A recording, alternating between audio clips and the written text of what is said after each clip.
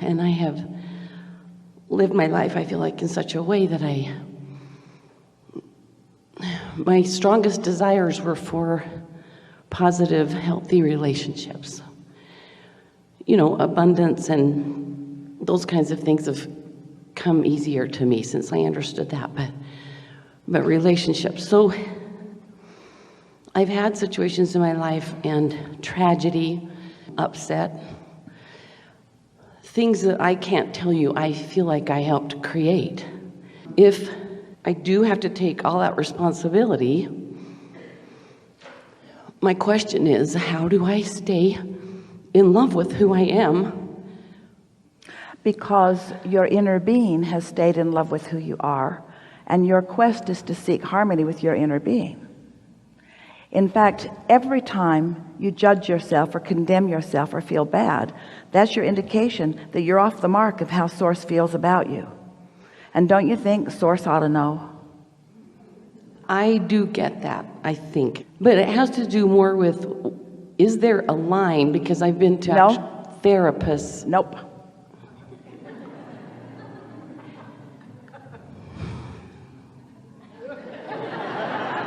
Can I give you an example? Sure. I don't know where to begin, but we do. Relationships are significant because you're interacting with others all the time, and how you feel has a lot to do with how you perceive others, and there's an inordinate amount of care from you and almost everybody about how others see you. So there has been, for all of your life, a tremendous amount of futile attempt at contouring your life to please others, which has messed up your own sensitivity to your own guidance system. Almost everybody we would be saying pretty much the same thing to. So as you've been following us here, and we're going to get right to what you're talking about, so just relax and trust that this is all going to smooth right out for you. As we've been talking here today about this path of least resistance, what most people do without even knowing they're doing it is that you try to make a path of lesser resistance for that one and that one and that one and that one. And in the process of it, two things happen. One is you distract them from their own guidance, and two is you distract yourself from your own guidance. And 3 out of 2 and 4 out of 2 and 5 out of 2 and 6 out of 2 is it backfires 100% of the time anyway.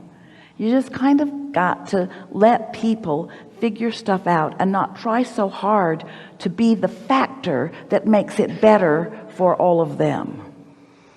And once you decide that that's how it's going to be, and you begin translating that into behavior, things just get better and better.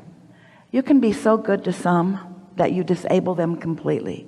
You can be so good to some that they become almost demanding of more from you. It's like you start a trend where they get used to their sustenance coming from you, and then if you have the nerve to stop it in some way, then they become sometimes outraged, because it's like you've cut them off from the good that they deserve and that they have demanded through you. Well, it's time for you to allow them to discover that, like you and like everyone, they have a stream of care and attention and resources that is going directly to them from Source.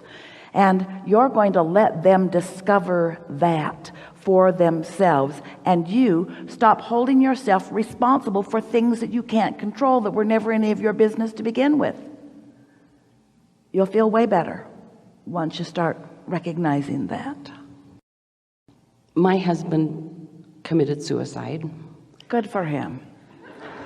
Because every death is suicide. Every death is. Every death is. Some are just more deliberate about the way they go about it. But every death is a response to that vibration between who they really are. And so let's talk about that. If everything that we say is as it is, and it is, it all is as we say it is, it all is as we say it is. So as he's living his life, he's putting all of this into his vortex, and without meaning to, like so many, holding himself apart from his own vortex. When you've created a masterful vortex and you hold yourself so definitively apart from it, it is very hard to take. So one of two things happen.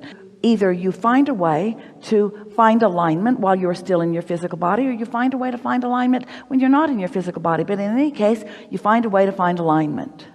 And everything that we were saying to you in that sort of hypothetical sense is our message to you that you could not have stood on your head in enough different ways to have made any difference whatsoever. It is not about you. It is not about you. It is not about you. It is not about you. It is not about you.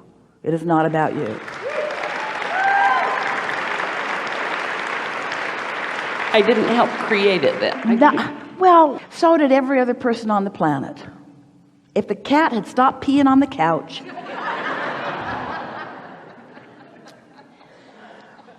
What it created is my family fell completely apart. I have 2 daughters that are in a religion that, if you're not in that religion, they have a hard time understanding you. Almost every religion's like that. Yeah. In other words, let's just start there. Almost everyone has a hard time understanding almost everyone. And the reason for that is you did not say, I'll go into this time-space reality and I'll understand everyone. That would make you crazy. That's what Facebook is doing to you.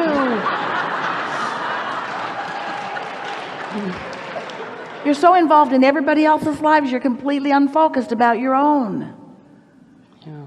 Do I just let go, though, of my grandchildren? I have 8 grandchildren and 2 daughters, and I can't seem to get to a place where I can accept I don't get to see them. Here's the thing.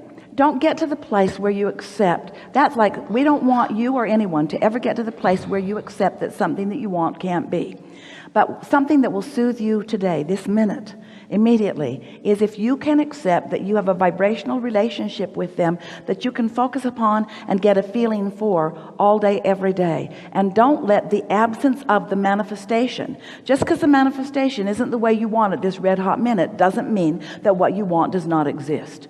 You got to focus unconditionally for a while. And it's our promise to you, when you focus unconditionally for a while, so that you're tuned in, tapped in, turned on, feeling better, the universe will orchestrate a way for you to rendezvous with the things that you want. It must be, it is law. But that isn't what you've been doing. You've been focusing upon the reality that's tearing you up, keeping you from being in vibrational alignment with your vortex, with what you want. And so what you're getting is what you're a vibrational match to. It's okay, but it doesn't have to feel so bad, you see. I get that. How else are you going to sort it out? You're going to say, all right, well, you guys belong to a religion that believes a way that I don't. So something's got to change. Either you got to join me or I got to join you. And all of you stand there and say to each other, we're not going, we're not coming. And so then you say, okay, then that's got to be the end of it, because if we can't make peace in this one, we say, no, it's not the end of it. It's the beginning of it. Because in all of that discord, you're launching rockets of desire. You're remembering who you are. Do you know that as you came into this physical experience as these clusters, that not only are you eternally tied to these children and grandchildren, but all who have come before are also tied, and they are all non-physically focused and looking here too. In other words, to be in a place where you have cut yourself off from the attitude of love and you're using some bogus thing as your justification for it, you don't want to perpetuate that in them. You don't want to stand in resistance to them. You don't want to wave the red blanket in front of the raging bull and cause them more discord from who they are. If you love your children, and we know you do, and you love your grandchildren, and we really know you do, but if you love your children, and we know you do, and you love your grandchildren, and we know you do, and you love your children, and we know you do, if you love anyone, and we know you do, then your dominant intention is to help them as best you can find alignment with who they are. And opposing them and making them wrong and staking your claim and showing them where they're wrong is not the way to go about it. You just got to remember who you all are as source, and you got to remember how you felt when they were little, and how you felt when they got married, and how you felt and how you felt and how you felt.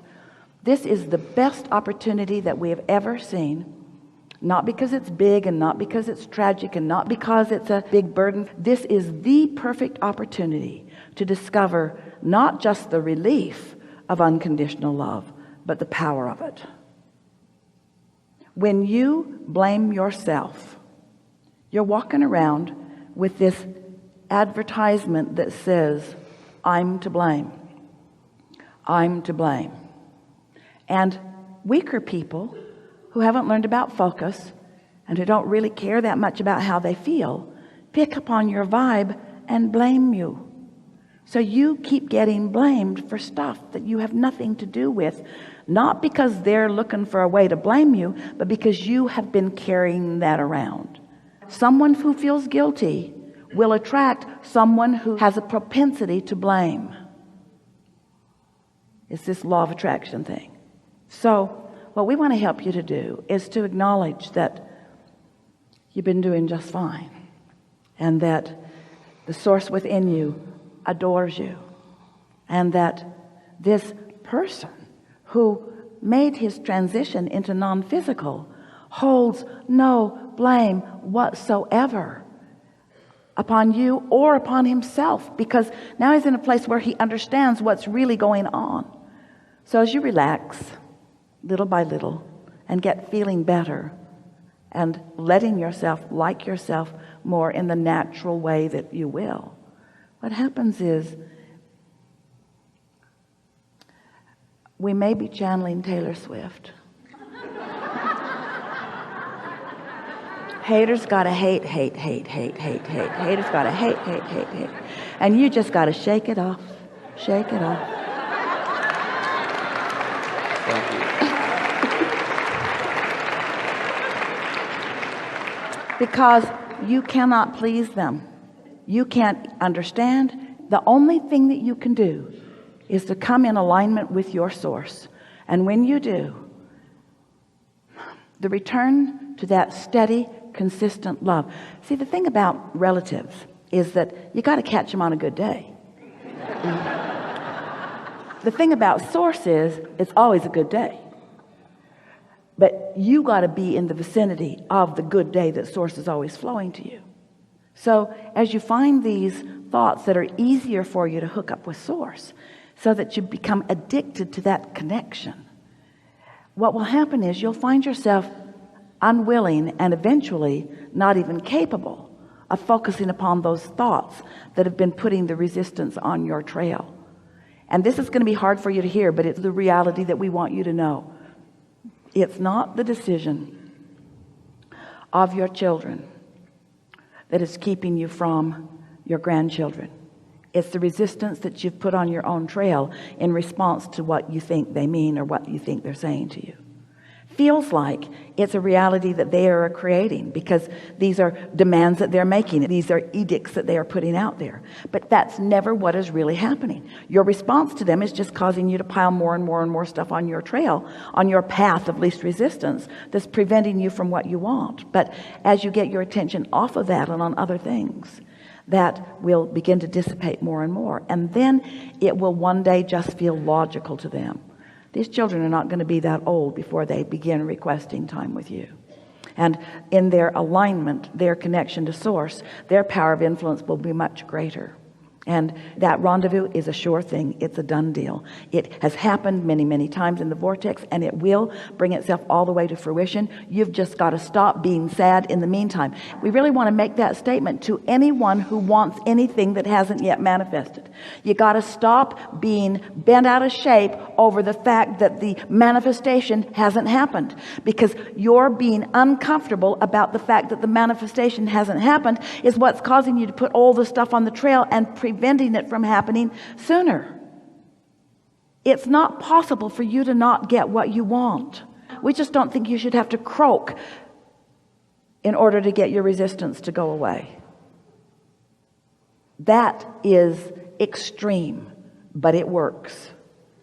But we don't think you should have to do that in order for your resistance to be away. You see?